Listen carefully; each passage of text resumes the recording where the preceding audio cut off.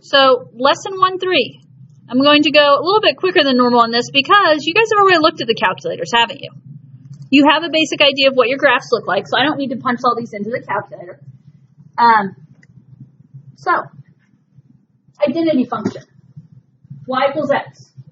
What's that look like? A line, yes? Officially, if it's y equals x, it's a line that has a slope of 1 with an intercept of 0.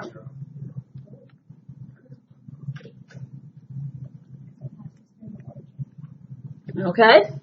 So it looks something like that. And keep in mind, as we look at these, this is an identity function. It represents all things of the form y equals x.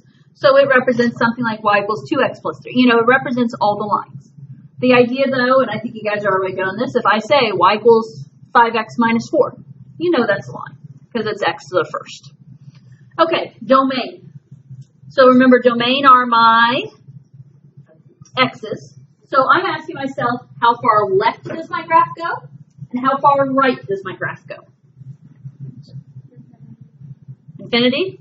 So all real numbers is our official verbiage, right? How do we write this in interval notation? Because that's how we're writing them in interval notation. Good. Negative infinity to positive infinity, and infinities always use parentheses. So when your domain or range is all real numbers, that's how we're going to write it.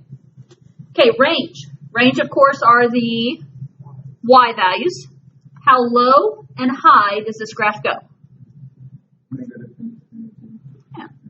Negative infinity to positive infinity again, all real numbers, infinitely low. U-shape with the vertex at 0, 0.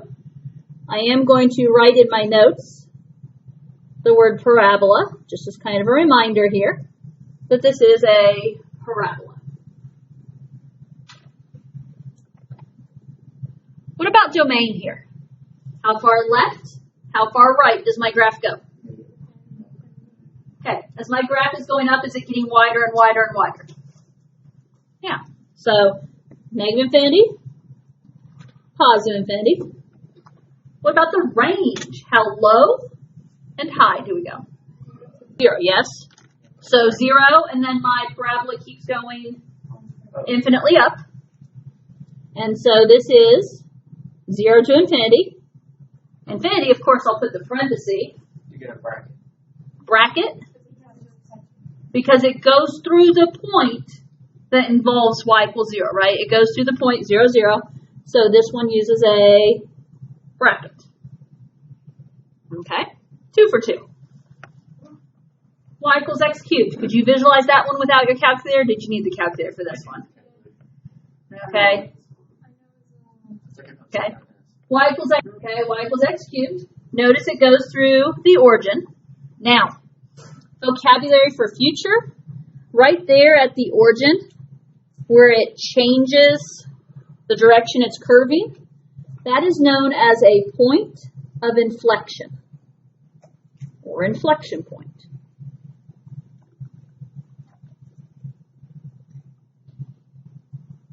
Okay, and it's a point of inflection. We'll talk about that more later this year and in calculus because the concavity changes. Over here at the left, my curve, before I hit 0, 0, my curve, domain. How far left and right is this graph going?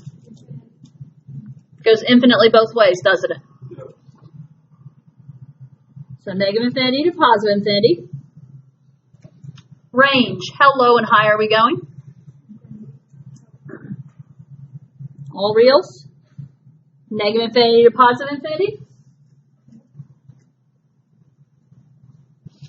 Okay, are we good with that top row? Yeah. Those are some of the easier ones, right? Those won't be the hardest ones to remember. Okay, next one, the reciprocal function. Okay? So, the basic one, y equals 1 over x, you've got one of the curves in quadrant 1, and the other one's going to be over in the diagonal quadrant, which is quadrant 3. So it looks something like this. It's called a hyperbola We haven't done that. Okay, that's something we could have done in Algebra 2, but it ends up we put it more in trig. So we'll see it second semester here. But this shape is called a hyperbola.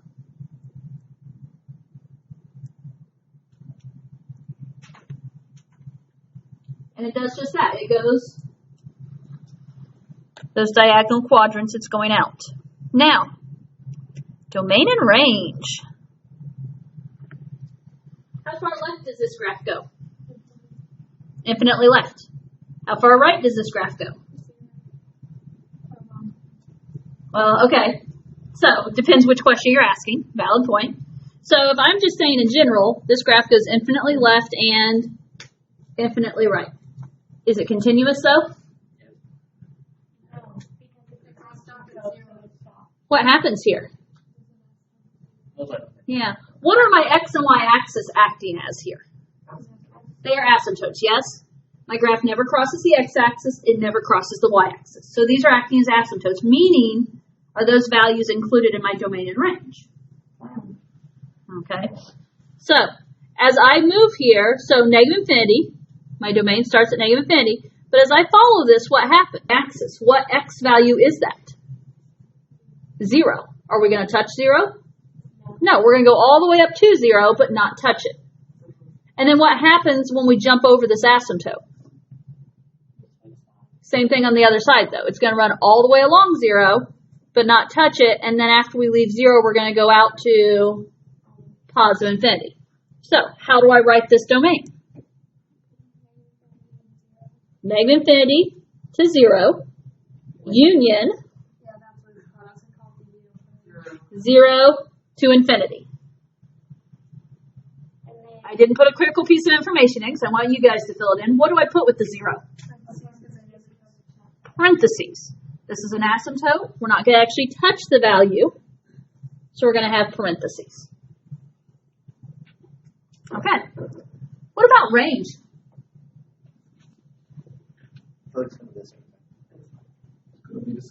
Same thing. Y equals 0 value, and it doesn't touch. Hop it over, and then it's 0 to infinity.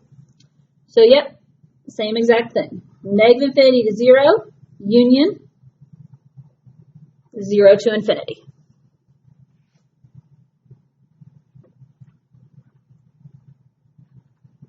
Okay.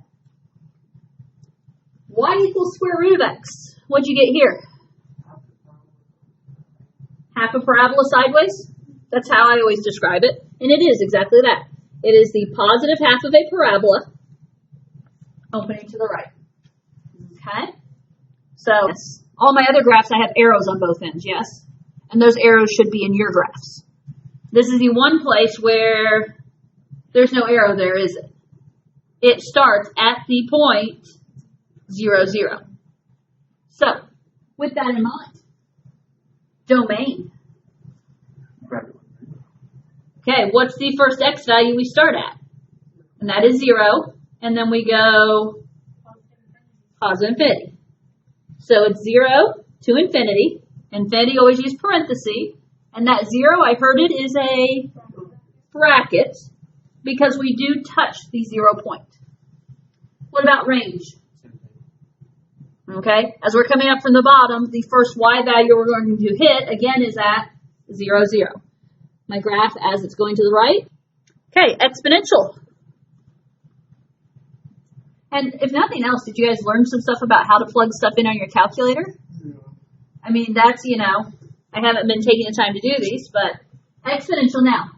E, we've talked about E, yes? E is that 2.718 number. It's just that, though. It's a number. This says e to the x. It could just as easily be 2 to the x, 3 to the x. Did you get your graph?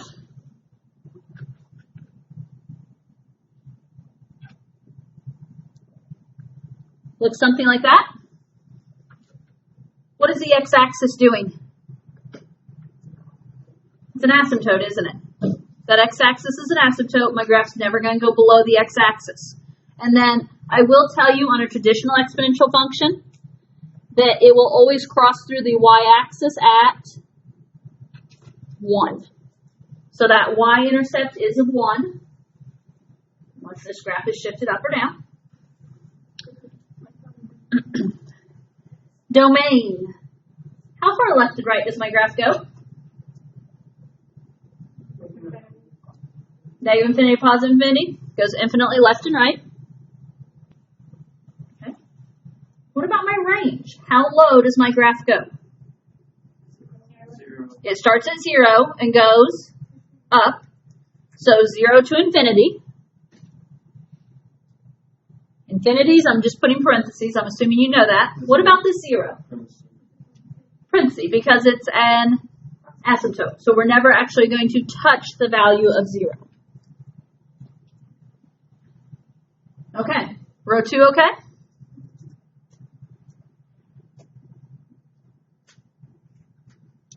What about the natural log? Natural logarithm function.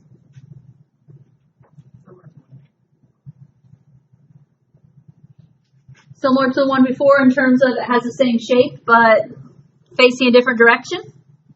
Okay. Officially, it is the inverse function. It is reflected over that diagonal line y equals x. I don't know if you caught that or not, but there is a relationship there. So this one is running along the y-axis and looks something like such. A 1.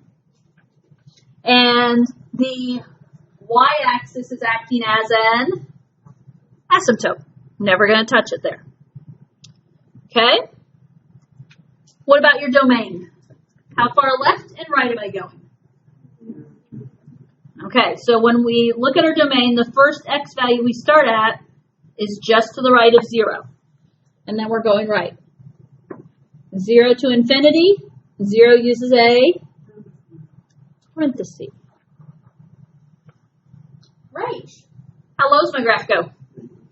Negative infinity. How high does my graph go? Positive infinity.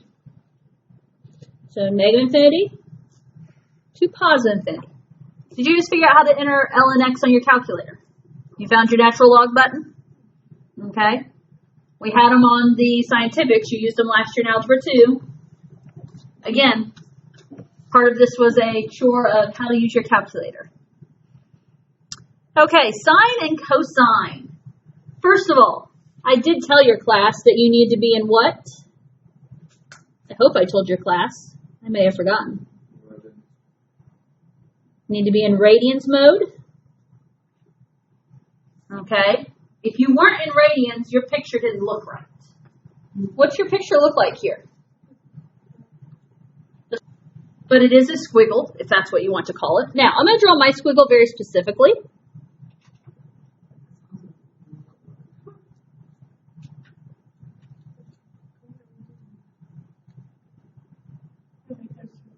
Okay, I'm drawing my squiggle very specifically because I want to show a couple of things. First of all, did anyone look? How high did your squiggle go and how low did it go? Yeah. Did it ever go above 1 or below -1? No, if you would go and check the mins and maxes, it always went as high as 1 and as low as -1. Now, I chose to just draw a cycle going either way. We'll talk a lot about graphing this second semester, but a cycle of sine goes 2 pi to the right and -2 pi to the left. Again, that's something we'll learn second semester, but 2 pi is how far out that those curves are.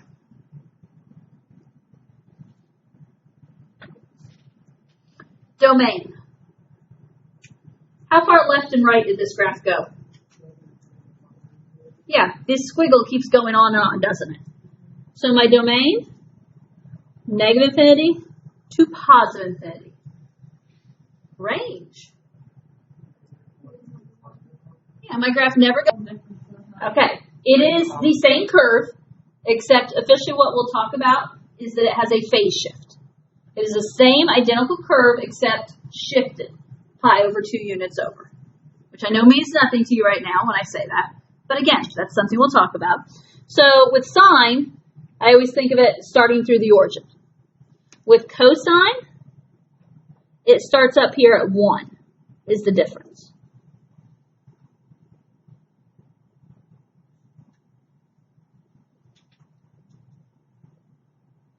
So now, again, I specifically drew this so that you can see a cycle each way.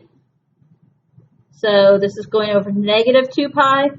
This is going over to positive 2 pi. It is the exact same curve, though. Which means, what about domain?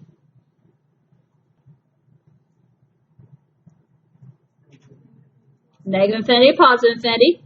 And range? How low and high does this go? Negative 1 to positive 1. Okay. So do try those again on your calculator. If your calculator didn't want to cooperate, you couldn't get your calculator to cooperate, you probably need to change your mode. You want radians mode there.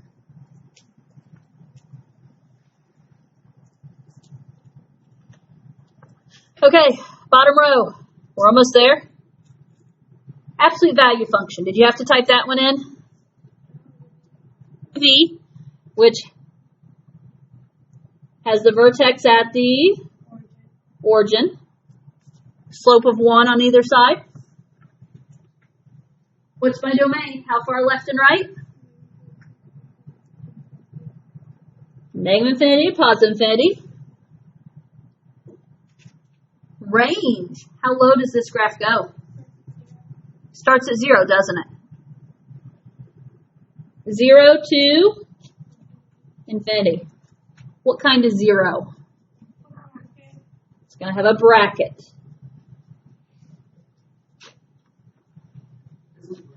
Okay. I'm going to skip over greatest integer briefly. I'm going to go over and put logistic in, and then we'll come back. I'm not totally skipping it, I promise. Logistic, did you get something for logistic?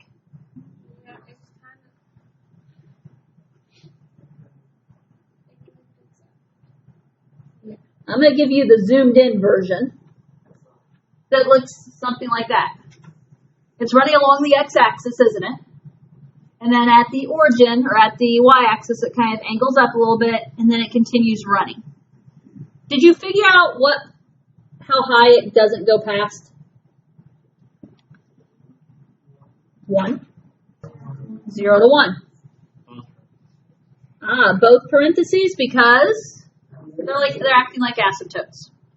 Okay. You may or may not have gotten this figured out.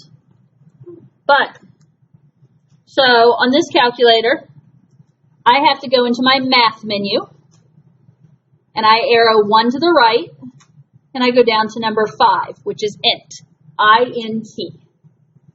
I hit enter there, and I have to put my variable in, x. Now, if I just look at the standard screen, it looks exactly like, what did a lot of you call them yesterday? Stair steps. Now, the thing is, these stairs are not connected. These are like floating stairs, right? Did you catch that? And if I zoom in some, it'll give you a little bit, you can see a little bit better exactly these stairs. These stairs are each closed circle on the left end, but an open circle on the right. Okay? Because these are functions, they have to be able to pass the vertical line test. And so that's what makes this work. Now, as I graph this, I'm going to be very intentional so you can see the specifics of what this graph looks like, as opposed to me just drawing a bunch of little stairs.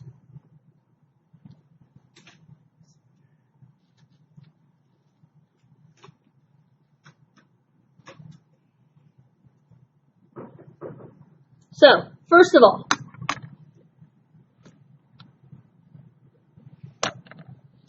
my graph, if you look at the first stair step, it goes from 0 to 1 on the x-axis. At 0, it would be a closed circle. At 1, it would be an open circle.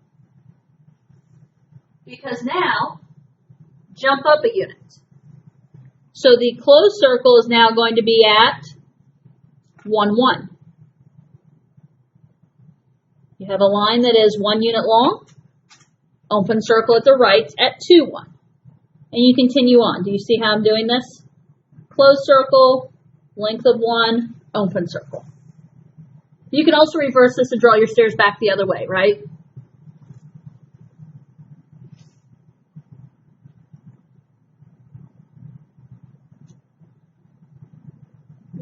So, greatest integer function looks something like such.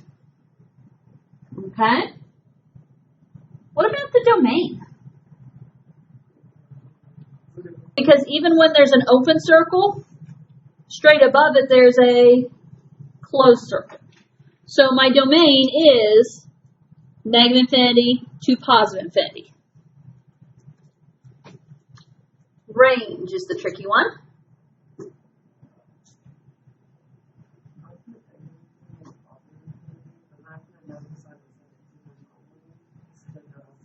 Okay, and that's exactly what we do need to think about here.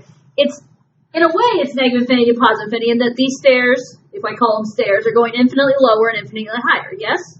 However, are all y values used? No. My stairs, or my function, only exist at the integers. So there's a y value of 0, at 1, at 2, negative 1, negative 2. Does this function exist at, say, 1.5 when y is 1.5? No. And so how I'm going to write the range is I'm going to write the words all integers.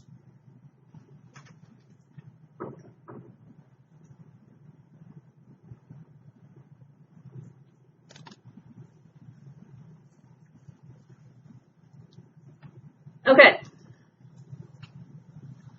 I know what time this class ends today. I got that problem situated. Otherwise, class would have ended a minute ago if I was going off of yesterday's mistake. You got what you need off this page. Okay, so examples of some types of problems you might run into right here. So I'm going to pick and choose a couple of these to talk about, and then I want you to, yes, the homework is assigned tonight. I want you to try the homework, and we will deal with issues tomorrow if there's, portions that are big fails or whatever that I need to straighten out. Okay?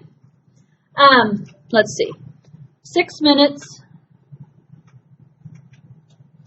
Okay, I'm going to skip 1 for right now. Let's go down to question 2. Only 3 of the 12 basic functions. When I say 12 basic functions, what are we talking about? Yeah, all those graphs you just drew, right?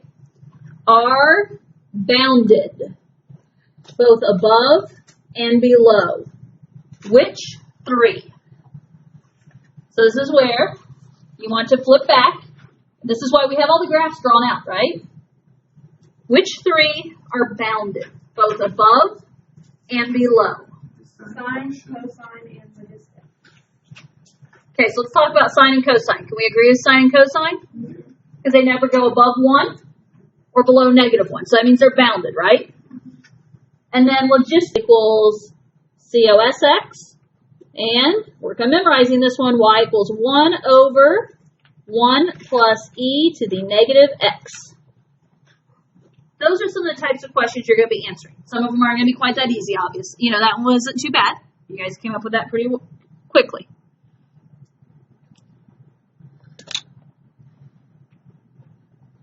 Example 3.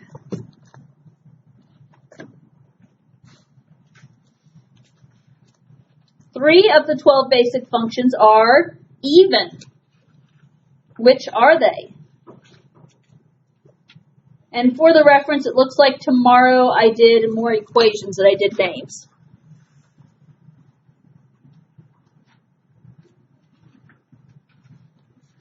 What's it mean to be even?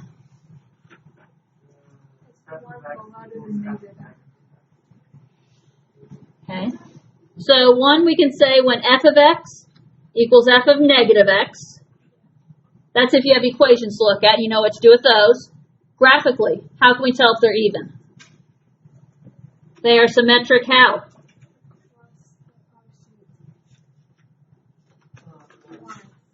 Symmetric on the y-axis. So that means I'm looking for 3 graphs that are symmetric across the y-axis. Okay, parabola, yes? Squaring function? Though. There is symmetry there, isn't it? But we want identical both left and right of the y-axis. Okay, what about absolute value? We already got parabola, that's squaring, if you go with the official name.